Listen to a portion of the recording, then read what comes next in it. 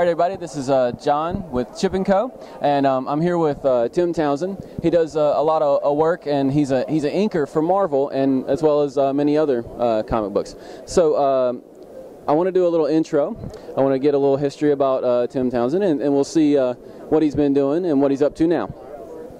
So what have you been up to? I have been up to, for about the last 3 years, I've been working on Amazing Spider-Man with Chris Picciello. We actually just wrapped up our last story arc called Shed, and just a couple weeks ago, I think the last issue just came out. And right now, all I really know is that we're not on Amazing Spider-Man. We've got an X-Men special that we're starting next week with Storm and Gambit looking for Dracula. I think it ties into the old Sienkiewicz X-Men annual from like the 80s. But we're getting ready to get started on that. And then we're just waiting to see what our next regular project's going to be after that. Okay. So, and previously, what have you been working on, and what's your favorite things to be working on? Wow. Well, I started out at Marvel with Joe Madureira on Uncanny X-Men.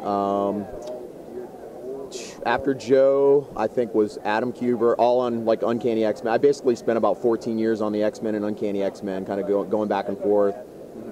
Joe Mad, Adam Kubert, Frank Quitely, Chris Picciello. I've been inking Chris Picciello almost exclusively for 12 years now. And so 14 years on the X-Books, 3 years on Spider-Man, and that sums up my 17 years at Marvel so far. Okay, so given that, what's your favorite series to work on at Marvel, and how have you enjoyed it? Ironically, most of my career's been on the X-Books and Spider-Man, but I'd have to say visually, artistically, my favorite project would be the short Captain America arc that Chris Picciello and I did on Captain America, and I think we had an unusual amount of leeway as far as deadlines went on that. I was living out of town at the time with my wife. I didn't have any friends, so I was pretty much locked in my basement working nonstop. So we were both just putting insane amounts of time into every page. And I'd have to say that this was around 2003. I'd have to say that stands up visually as probably our strongest work. I think Chris might feel the same as well. Would you say that's probably the work you're most proud of, or would you have another piece? I'd say that's probably the small body of work I'm most proud of. Okay. So now I know you do mostly inking and all by hand amazingly. So what do you like most about your inking work and having to do it? What do I like most about my inking work? You're probably asking one of the most self-critical people on the planet.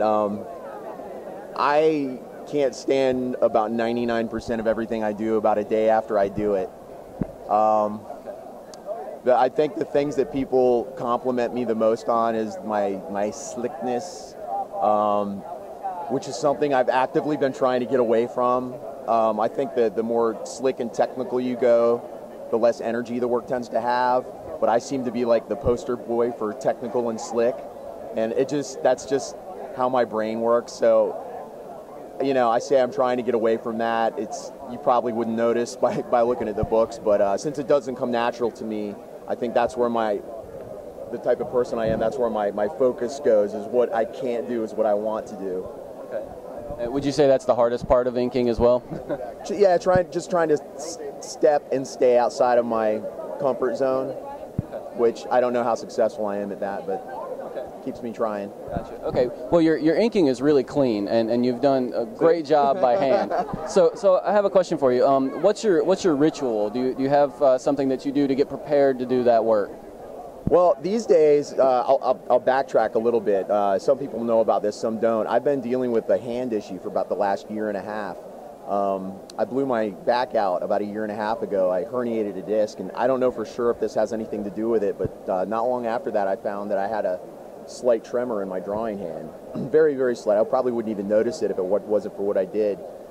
But through necessity, I sort of developed this thing where I started using a finger from my left hand to sort of help stabilize my right when I work. And I know the inker Gary Martin, he works the same way. I just found that out recently. And a lot of sign painters work that way as well, hand letterers and stuff like that. So I don't feel like such a freak anymore now that I've seen other people doing it, but that is sort of the way I work now, and it usually takes me about an hour to an hour and a half to really warm up You know, of steady work. The longer I work, the more control I get, and the looser I get.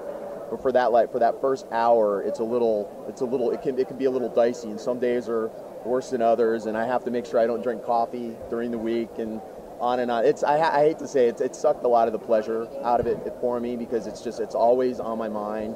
It's a big reason I don't sketch at conventions anymore. I've never liked working in front of people, but now, you know, sitting there and, you know, I don't know. I'm very self-conscious about it, but I'm hoping maybe this year to consult a neurologist or something and find out what the heck's going on and see if I can get to the bottom of it. But I'm still able to do what I do. It's just I have to work a little harder to do it. Well, we hope it gets cleared up as soon as possible. So, you know, we know that you ink really well, and you really, you know, I guess you enjoy inking. But as far as doing that, you also have to be, you know, good at, you know, art and drawing. It helps. Do you draw for fun? And if you do, what's your favorite character to draw for fun? I liked to draw for fun. I've always said comics kind of stole my art from me, because I sort of started out as a penciler and I stumbled into inking. And inking has kept me so busy. And now I have 2 kids and a family, and you know, the last thing you want to do when you've been at the board for 10 hours is sit down and pick up a pencil and go draw. You want to go play with your kids, or, you know, take a break or something like that. So I usually only get drawing done when I have breaks in between projects, and I rarely have breaks in between projects. So I know last year I had some abnormal downtime, and I managed to crank some stuff out, and I actually have if I may. Yeah, absolutely, absolutely. I have an art book out called Meanderings, the Art of Tim Townsend, and I just wanted to do something that featured all stuff that was all me. Okay. You know, pencils, inks, colors. Absolutely. Now, can Meanderings be purchased from your website, or is there a publisher? You can get it through my DeviantArt site. It's, pardon me. No problem. I don't have the URL memorized. Okay. www.timtownsend@deviantart.com. Okay. Okay, great. TimTownsend.deviantart.com? DeviantArt.com. There you go. So definitely go get Meanderings from Tim Townsend.